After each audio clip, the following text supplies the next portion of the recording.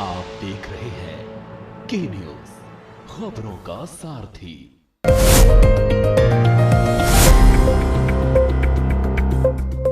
नमस्कार, के न्यूज के खास कार्यक्रम स्पेशल रिपोर्ट में आपका स्वागत है। मैं हूं मनोज मानस और आज स्पेशल रिपोर्ट में हम सबसे पहले बात करेंगे यूपी मिशन 2027 और योगी की तेज रफ्तार की। वहीं सीएम धामी के उधम सिंह नगर के दौरे पर हमारी खास रिपोर्ट देखिए और साथ ही अयोध्या में चढ़ावा चोरी पर सत्ता पक्ष और विपक्ष के बीच छिड़े महाभारत पर हम रिपोर्ट पेश करने जा रहे हैं। और चलते चलते हम बात करेंगे उत्तराखंड में मतदाता सूची के विशेष गहन पुनरीक्षण यानी SIR के दूसरा चरण को लेकर सत्ता पक्ष और विपक्ष के बीच मचे घमासान की। तो चलिए अब चलते हैं खबरों के विस्तार में और पहली अहम रिपोर्ट का रुख करते हैं।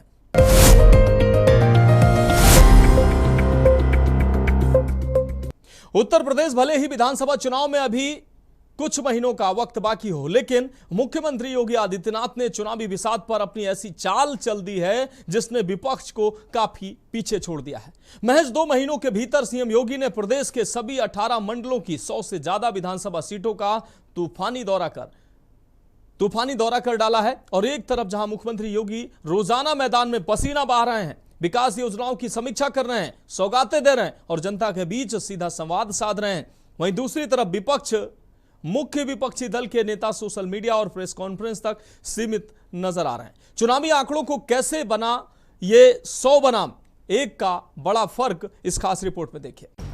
सीएम योगी के दौरे की रफ्तार, 2 महीने 18 मंडल, 100 से ज्यादा विधानसभा सीटें, कवर किए गए इलाके पूर्व से पश्चिम और बुंदेलखंड, बिजनौर, गाजियाबाद, आगरा, झांसी, मैनपुरी, बनारस से गोरखपुर, विकास कार्यों की समीक्षा, जनसभाएं, जनता दर्शन। मिशन 2027 योगी का सुपर 100। यूपी की राजनीति का सबसे बड़ा चेहरा और चुनावी मैदान में सबसे अनथक योद्धा। जी हां, नाम है योगी आदित्यनाथ। चुनाव भले ही दूर हों, लेकिन यूपी के मुख्यमंत्री ने अभी से पूरा सूबा नापना शुरू कर दिया है। आपको बता दें कि पिछले 45 दिनों से लेकर 2 महीने के भीतर सीएम योगी का ऐसा तूफानी दौरा देखने को मिला है जिसने प्रदेश के राजनीतिक पारे को 7वें आसमान पर पहुंचा दिया है। योगी आदित्यनाथ की ये सक्रियता सिर्फ चुनावी रैलियों तक सीमित नहीं है। एक तरफ जहां वो जनसभाओं के जरिए सीधे जनता के नब्ज टटोल रहे हैं, तो वहीं दूसरी ओर रोजाना का सरकारी कामकाज, कानून व्यवस्था की समीक्षा और जनता दर्शन के जरिए आम लोगों से सीधा संवाद भी जारी है। यानी सरकार, संगठन और जनता तीनों मोर्चों पर योगी खुद फ्रंट फुट पर कमान संभाले हुए हैं। बहनों और भाइयों, ये आपकी प्रगति को गति देने के लिए और उसको समृद्धि में बदलने के लिए किए जाने वाले डबल इंजन सरकार के प्रयासों का एक अभियान है और उसी अभियान का हिस्सा बनाने के लिए आज मुझे इस जनपद में आने का अवसर प्राप्त हुआ है। मैं तो आप सबसे यही बात का आह्वान करूंगा, ये डबल इंजन सरकार के साथ चलिए। जिन लोगों ने पहचान का संकट खड़ा किया था, नौजवानों की नौकरी में डकैती डाली थी, अन्नदाता किसानों को आत्महत्या करने के लिए मजबूर किया था, गरीब के राशन को खा जाते थे, उन लोगों को मौका कभी मत देना।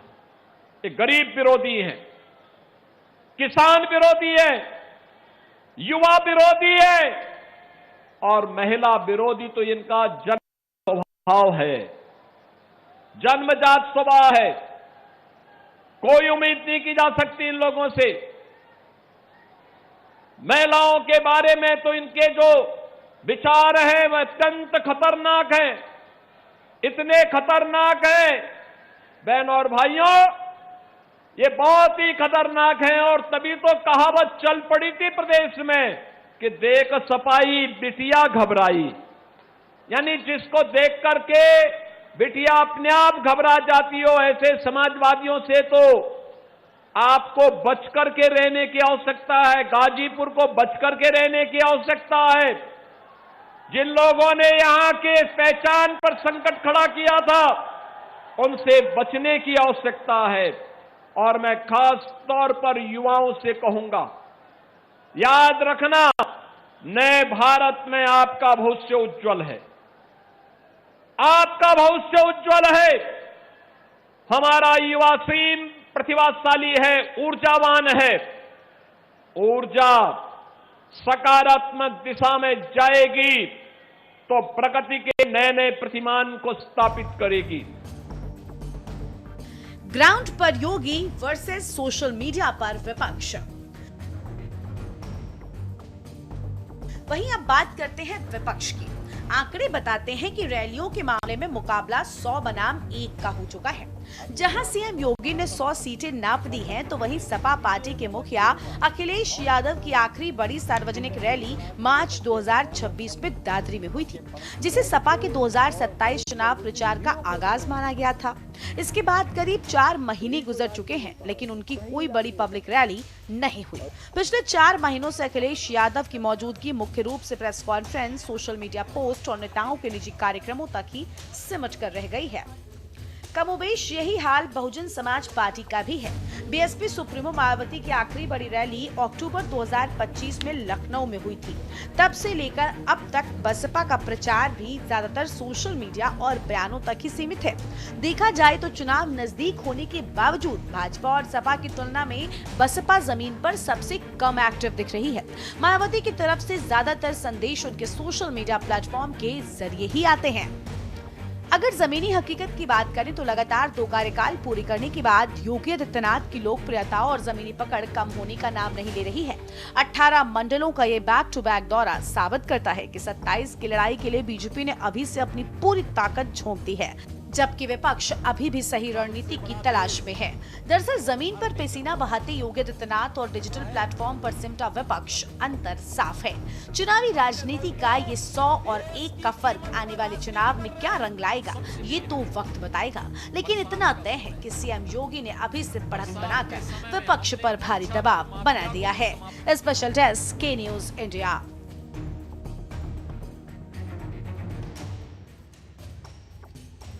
तो स्पेशल रिपोर्ट में अब बात अगली रिपोर्ट की करेंगे। उत्तराखंड के मुख्यमंत्री पुष्कर सिंह धामी शुक्रवार को उधम सिंह नगर जिले के दौरे पर रहे, जहां उन्होंने कई महत्वपूर्ण कार्यक्रमों में शिरकत की। सीएम धामी ने अपने दौरे की शुरुआत महान स्वतंत्रता संग्राम सेनानी शहीद उधम सिंह जी की प्रतिमा पर पुष्पांजलि अर्पित कर उन्हें नमन करने के साथ की। इसके बाद मुख्यमंत्री धार्मिक स्थल पर आयोजित अखंड पाठ में भी शामिल हुए और प्रदेश की सुख, शांति और समृद्धि की प्रार्थना की। दौरे के दौरान सीएम धामी ने जहां राज्य के विकास और अंतिम छोर पर खड़े व्यक्ति तक योजनाओं का लाभ पहुंचाने का संकल्प दोहराया, वहीं अधिकारियों को जन समस्याओं के जल्द निस्तारण के भी निर्देश दिए। ये रिपोर्ट देखिए। सीएम धामी के संबोधन की बड़ी बातें। देश की आजादी के लिए शहीद उधम सिंह जी द्वारा दिए गए अप्रतिम बलिदान को ये राष्ट्र सदैव याद रखेगा। हमारी सरकार का मुख्य ध्येय अंत्योदय है, यानी राज्य की जन कल्याणकारी योजनाओं का लाभ समाज के अंतिम छोर पर खड़े व्यक्ति तक अनिवार्य रूप से पहुंचे। उधम सिंह नगर जिला कृषि और उद्योग दोनों ही क्षेत्रों में उत्तराखंड के विकास का प्रमुख इंजन है। इस क्षेत्र के सर्वांगीण विकास में सरकार कोई कसर नहीं छोड़ेगी। जन समस्याओं का समयबद्ध और पारदर्शी निस्तारण सरकार की पहली प्राथमिकता है। अमर शहीदों के सपनों का भारत बनाने और उत्तराखंड को देश का श्रेष्ठ राज्य बनाने के लिए सरकार निरंतर प्रतिबद्धता के साथ कार्य कर रही है। मुख्यमंत्री पुष्कर सिंह धामी उधम सिंह नगर दौरे के वक्त अलग अंदाज में नजर आए। यहां उनका भव्य स्वागत किया गया। आपको बता दें कि अपने दौरे की शुरुआत सीएम धामी ने महान स्वतंत्रता संग्राम सेनानी शहीद उधम सिंह जी की प्रतिमा पर माल्यार्पण कर उन्हें नमन करते हुए की। इस दौरान सीएम ने देश की आजादी के लिए उनके अप्रतिम बलिदान को याद किया। प्रतिमा पर श्रद्धा सुमन अर्पित करने के बाद मुख्यमंत्री पुष्कर सिंह धामी अखंड पाठ में शामिल हुए। उन्होंने प्रदेश की सुख, शांति और समृद्धि के लिए प्रार्थना की। इस दौरान सीएम धामी ने कहा कि अमर शहीदों के सपनों का भारत और दिव्य भव्य उत्तराखंड बनाना ही हमारी सरकार का मुख्य ध्येय है। साथ ही कहा, मुझे महान क्रांतिकारी शहीद उधम सिंह जी की पावन भूमि पर आने का सौभाग्य मिला। उनके अमर बलिदान को ये देश कभी नहीं भूल सकता। आप सबके बीच में भाइयों बहनों, आज आप सबके बीच में उपस्थित होकर मुझे अत्यंत प्रसन्नता और आत्मिक संतोष प्राप्त हो रहा है, क्योंकि आज का ये अवसर मेरे लिए 2 सौभाग्य का दिन है। जहां एक ओर पूज्य गुरु ग्रंथ साहब के पावन अखंड पाठ में सम्मिलित होकर पावन वाणी का कुछ समय के लिए सुनने का अवसर मिला, गुरु साहब के दरबार में माथा टेकने का अवसर मिला। वहीं दूसरी ओर मां भारती के अमर सपूत, जिन्होंने महान स्वतंत्रता संग्राम के लिए अपने प्राणों का बलिदान दिया, उनकी प्रतिमा पर श्रद्धा सुमन अर्पित करने और उन्हें विनम्र श्रद्धांजलि अर्पित करने का भी सौभाग्य प्राप्त हुआ। और यह समागम वास्तव में वीरता और पवित्रता का एक अद्भुत संगम है। भाइयों बहनों, जब हम शहीद सरदार उधम सिंह जी के त्याग और बलिदान का स्मरण करते हैं तो हमारा सीना गर्व से चौड़ा हो जाता है कि वर्ष 1919 का जलियांवाला बाग हत्याकांड भारत के इतिहास का वो काला पन्ना था, जिसने हर भारतवासी को, हर देशवासी का हृदय को दुखों से द्रवित कर दिया था। या मैं कहूं कि हर एक के छीने पर एक तरह से छलनी करने का काम किया था। तो इसमें कोई अतिशयोक्ति नहीं होगी। सरकार राज्य के सर्वांगीण विकास के लिए पूरी प्रतिबद्धता के साथ काम कर रही है। अंतिम छोर पर खड़े व्यक्ति तक विकास योजनाओं का लाभ पहुंचे, ये हमारा संकल्प है। सीएम धामी के मुताबिक उधम सिंह नगर उद्योग और कृषि दोनों ही क्षेत्रों में उत्तराखंड का इंजन है और इसके विकास में कोई कसर नहीं छोड़ी जाएगी। हमारे नौजवानों में, युवाओं में, नवोदित बच्चों में आज देशभक्ति की भावना को संचार करता है। भाइयों बहनों, राष्ट्रभक्ति की यह भावना और त्याग का जज्बा हमें श्री गुरु ग्रंथ साहिब जी की पावन बाड़ी से ही प्राप्त होता है। और श्री गुरु ग्रंथ साहिब जी से हमें मानवता, करुणा, सत्य और निस्वार्थ सेवा की सीख मिलती है। किस प्रकार का जीवन होना चाहिए। गुरुवाणी में कहा गया है, कम खाना, कम सोना और लगातार प्रयास करते रहना, लगातार साधना करते रहना।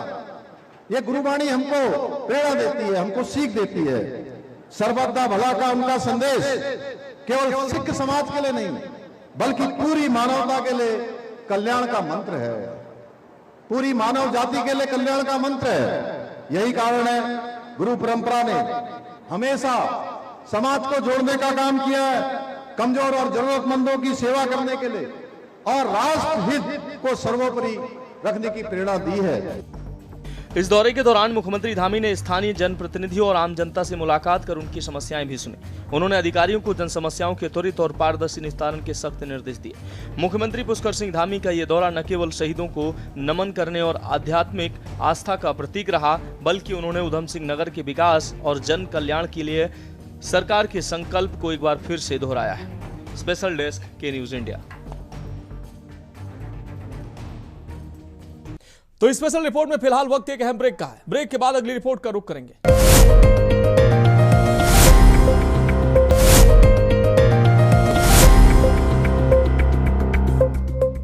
तो स्पेशल रिपोर्ट में अब बात अगली रिपोर्ट की करेंगे। अयोध्या में चढ़ावा चोरी का मुद्दा अब एक ऐसा सियासी अंगारा बन चुका है जिसकी आंच लखनऊ से लेकर दिल्ली के संसद परिसर तक पहुंच गई है।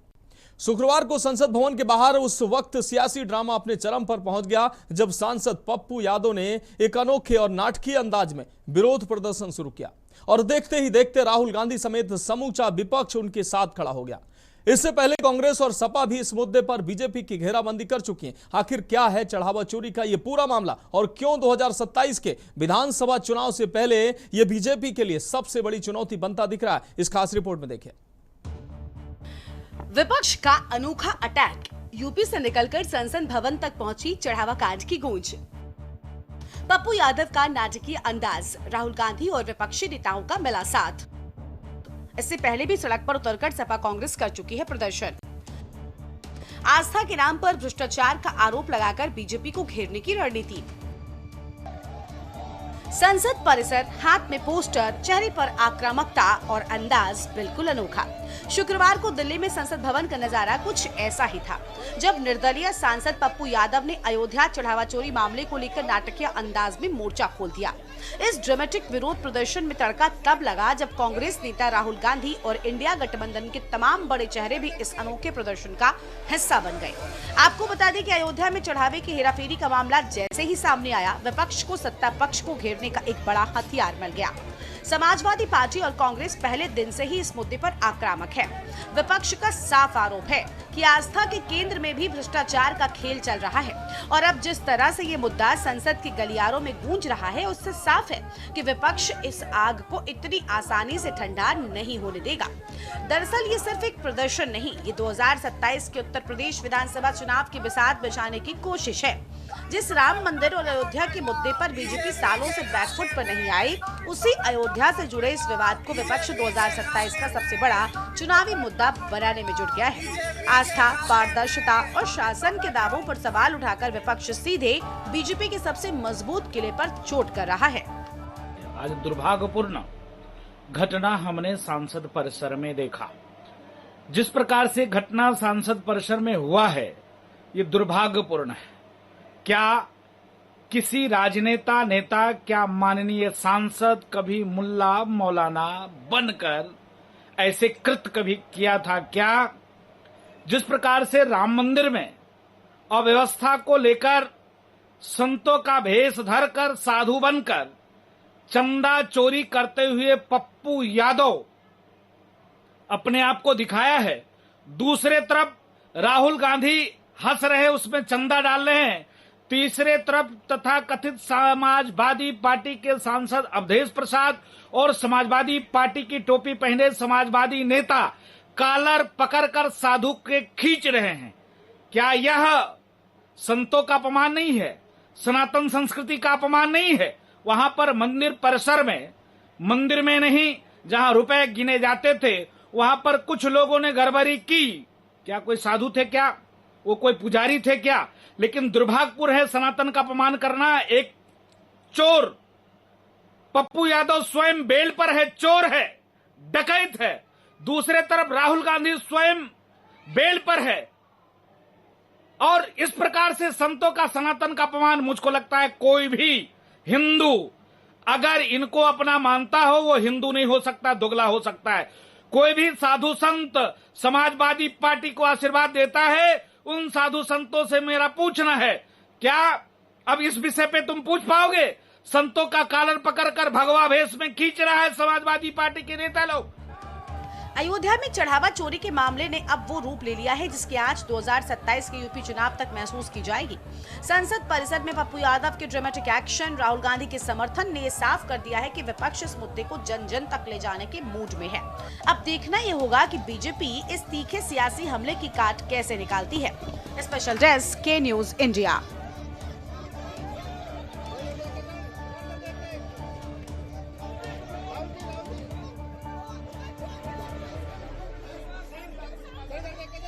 तो स्पेशल रिपोर्ट में बात अगली रिपोर्ट की करेंगे।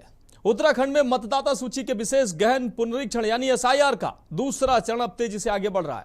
पहले चरण की प्रक्रिया 8 जून से 7 जुलाई के बीच पूरी होने के बाद अब 14 जुलाई को ड्राफ्ट मतदाता सूची की गई है। इस सूची में शामिल 71 लाख से अधिक मतदाताओं से करीब 19,04,000 मतदाताओं की जानकारी में विभिन्न प्रकार की त्रुटियां, विसंगतियां सामने आई हैं।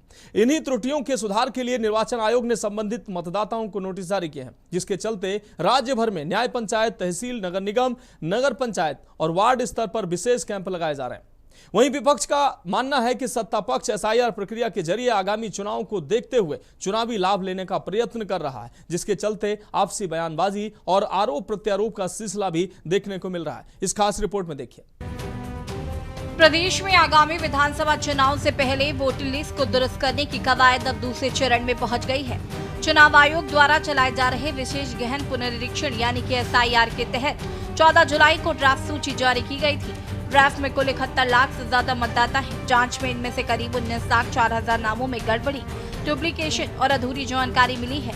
आयोग ने अब इन मतदाताओं को नोटिस भेजकर सुधार का मौका दिया है। इस प्रक्रिया के लिए प्रदेश भर में न्याय पंचायत से लेकर वार्ड स्तर तक विशेष शिविर लगाए गए हैं। 14 अगस्त तक लोग यहां आकर दावा आपत्ति दर्ज करा सकते हैं और नोटिस का जवाब दे सकते हैं। आयोग के अनुसार अलग अलग तरह की त्रुटियों के लिए अलग अलग फॉर्म भरने होंगे। साथ ही जिनकी बायोमेट्रिक मैपिंग नहीं हुई है उनसे भी शिविरों में दस्तावेज जमा करने को कहा गया है ताकि अंतिम सूची में कोई नाम न छूटे।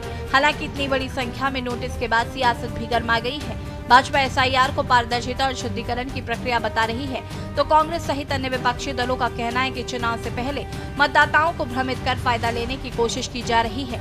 जो वोट भाजपा के हितैषी नहीं है उनको ही बाहर का रास्ता दिखाया जा रहा है, जिस पर आपसी बहस होती दिखाई दे रही है। आज का प्रेस वार्ता में सभी का स्वागत है। आज की प्रेस वार्ता का मुख्य उद्देश्य अभी तक का जो एसआईआर के अंतर्गत प्रगति हुआ है उसको साझा करना, साथ में आगामी जो हमारा कार्यक्रम होगा उसमें जो दिक्कतें आ सकती हैं जनता को, उसके संबंध में जनता को अवगत कराना कि उसमें क्या क्या कार्रवाइयाँ जनपद स्तर पर की जा सकती हैं।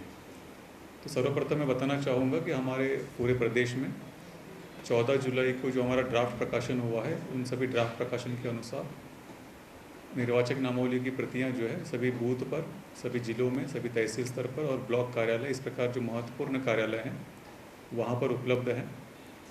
वहाँ के बीएलओ के द्वारा भी इस सूची को वहाँ के प्रमुख कार्यालय में और वहाँ के ग्राम पंचायत स्तर पर भी उपलब्ध कराया गया है।